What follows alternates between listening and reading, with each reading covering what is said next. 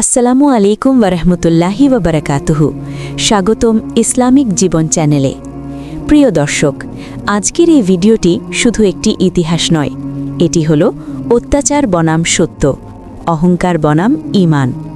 আজ আমরা শুনব সেই নবীর গল্প যিনি লাঠি হাতে নিয়ে এক সাম্রাজ্যের সামনে দাঁড়িয়ে বলেছিলেন, আমি আল্লাহর পক্ষ থেকে প্রেরিত। আজকের গল্প হজরত মুসা আলাইহিসসালাম ও ফেরাউনের মোকাবিলা। চলুন মনোযোগ দিয়ে শুনি। ফেরাউন ছিল মিশরের শাসক, কিন্তু সে শুধু রাজা হতে চায়নি, সে নিজেকে ইলাহ দাবি করেছিল। সে বলতো, আমি তোমাদের সর্বোচ্চ রব। বানি ইসরায়েল ছিল তার দাস। তাদের ওপর চলত নির্যাতন, অপমান, হত্যা। নবজাতক ছেলে শিশুদের হত্যা করা হতো, কারণ ফেরাউন স্বপ্ন দেখেছিল এই জাতির মধ্য থেকেই তার ধ্বংস আসবে। অহংকার মানুষকে অন্ধ করে দেয়, আর জুলুম ধ্বংস ডেকে আনে। এই ভয়ের সময়েই আল্লাহ জন্ম দিলেন মুসা আলাইহিসসালামকে। আল্লাহ তার মাকে ওহী করলেন, শিশুটিকে নদীতে ভাসিয়ে দাও, ভয় করো না, আমি তাকে ফিরিয়ে দেব। মায়ের চোখে পানি, কিন্তু অন্তরে ঈমান। ঝুড়িটি ভেসে গেল সোজা ফেরাউনের প্রাসাদে। যাকে হত্যা করার কথা ছিল, সেই শিশুকেই ফেরাউন নিজের ঘরে বড় করল। আল্লাহর পরিকল্পনা মানুষের পরিকল্পনাকে হার মানায়। যুবক বয়সে মুসা আলাইহিসসালাম ছিলেন শক্তিশালী ও ন্যায়পরায়ণ। একদিন তিনি দেখলেন এক মিশরীয় একজন বনি ইসরায়েলিকে মারছে। তিনি বাধা দিতে গিয়ে ভুলবশত লোকটি মারা যায়। মুসা আলাইহিসসালাম সাথে সাথে বললেন, হে আমার রব, আমি নিজের উপর জুলুম করেছি, আমাকে ক্ষমা করুন। আল্লাহ তাকে ক্ষমা করলেন, কিন্তু পরিস্থিতির কারণে তিনি মিশর ছেড়ে মাদিয়ানে চলে যান। ভুল মানুষকে ছোট করে না, ভুলের পর তাওবা না করা মানুষকে ছোট করে। এক নবীর ঘরে আশ্রয় পেলেন। তিনি রাখাল হিসেবে কাজ করলেন। নীরবতা, ধৈর্য আর পরিশ্রমে তার চরিত্র আরও দৃঢ় হল। আল্লাহ নবী বানানোর আগে তাকে প্রস্তুত করছিলেন। নেতৃত্বের আগে আল্লাহ মানুষকে একাকিত্ব শেখান। এক রাতে মুসা আলাইহিসসালাম আগুন দেখতে পেলেন।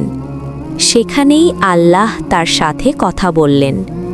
আল্লাহ বললেন, আমি আল্লাহ, তুমি যাও ফেরাউনের কাছে, সে সীমা লঙ্ঘন করেছে। মুসা আলাইহিসসালাম ভয় পেলেন। তিনি দোয়া করলেন, হে আল্লাহ, আমার বুক প্রশস্ত করে দিন, আমার জব্বার জট খুলে দিন। আল্লাহ দায়িত্ব দিলে সাহসও তিনি দেন। মুসা আলাইহিসসালাম ও হারুন আলাইহিসসালাম ফেরাউনের দরবারে গেলেন। তিনি শান্ত কণ্ঠে বললেন, বনি ইসরায়েলকে মুক্ত করো, আমি আল্লাহর রাসূল। ফেরাউন হাসল, বলল, তোমার রব কে? মুসা আলাইহিসসালাম বললেন, আকাশ ও জমিনের রব। লাঠি ফেললেন, সাপ হলো। হাত বের করলেন, আলো ছড়ালো। কিন্তু অহংকার ফেরাউনকে অন্ধ করে রেখেছিল। যে নিজেকে বড় ভাবে, সে সত্য মেনে নিতে পারে না। ফেরাউন জাদুকরদের ডাকল। জনসমুদ্র জড়ো হলো। জাদুকররা দড়ি ফেলল। মানুষ ভয় পেল। মুসা আলাইহিসসালাম লাঠি ফেলতেই সব মিথ্যা গিলে ফেলল। জাদুকররা সাথে সাথে সিজদায় পড়ে গেল। তারা বলল, আমরা আল্লাহর উপর ঈমান আনলাম। ফেরাউন তাদের হত্যা করল।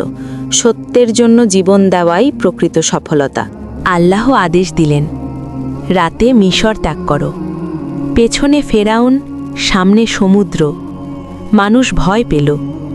মুসা আলাইহিসসালাম বললেন, কখনো না, আমার রব আমার সাথে আছেন। লাঠি মারতেই সমুদ্র পথ করে দিল। বনি ইসরায়েল পার হল। ফেরাউন ঢুকল, সমুদ্র তাকে গ্রাস করল। শেষ মুহূর্তে ঈমান আনলেও তা গ্রহণ করা হলো না। তওবার সময় আছে, মৃত্যুর সময় নয়। প্রিয় দর্শক, এই গল্প আমাদের শেখায়, জুলুম চিরস্থায়ী নয়, অহংকার ধ্বংস ডেকে আনে। আল্লাহর উপর ভরসা করলে অসম্ভব সম্ভব হয়।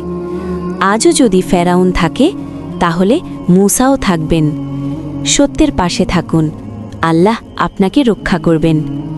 ভিডিও ভালো লাগলে ইসলামিক জীবন চ্যানেল সাবস্ক্রাইব করুন, শেয়ার করুন কমেন্টে লিখুন পরের লং ভিডিও কোন নবী নিয়ে চান, নূহ আলাইসাল্লাম, ইব্রাহিম আলাইসাল্লাম, আইয়ুব আলাইসাল্লাম।